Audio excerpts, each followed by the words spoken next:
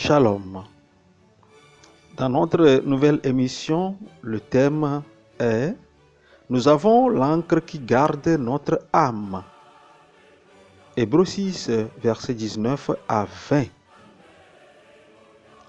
Il est extraordinaire de voir l'apôtre comparer l'espérance à l'encre. Qu'est-ce que c'est un encre? C'est un objet métallique très lourd que l'on descend dans la mer à l'aide d'une chaîne qui ferait un passage jusqu'au fond de la mer pour fixer le bateau en un endroit lorsque ils auraient accosté. Et le bateau peut rester au même endroit pendant plusieurs jours, plusieurs mois sans bouger. Cela montre combien de fois l'espérance dont parle l'apôtre peut être menacée par des vagues.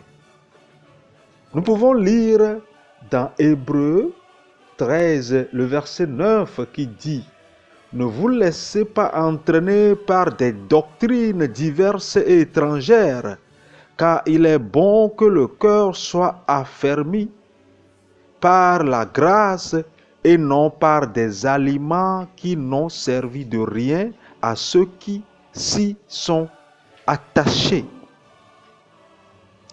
Cela veut dire qu'il y a des aliments, sinon des enseignements que nous recevons. Certains enseignements peuvent être nuisibles, sinon ne servent à rien.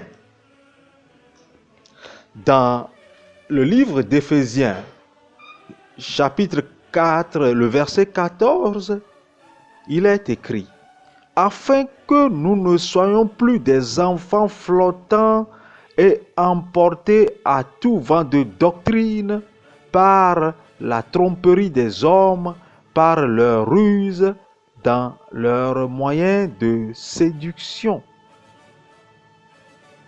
Ici, le mot flottant nous amène à la même réalité de l'encre.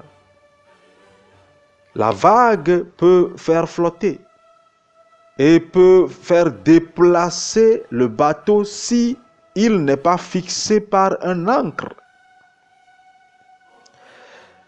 Quel type d'enseignement nous recevons? Quel type d'enseignement tu reçois, frère ou sœur? Car il est question de fixer une limite aux enseignements que nous écoutons, que nous recevons. Ne choisissez pas des enseignants parce qu'il est éloquent ou il a beaucoup fréquenté. Attention! Sinon, tu es exposé aux vagues, flottant à tout vent de doctrine. Ici, l'apôtre fait une comparaison extraordinaire. Comme l'encre, il dit notre espérance devait frayer le premier voile, le deuxième voile, jusqu'au sein des saints. Cela veut dire que notre espérance peut être terrestre, mais aussi au-delà, dans le ciel et dans les choses célestes. Nous devons espérer au-delà de ce système des choses, de nos besoins quotidiens.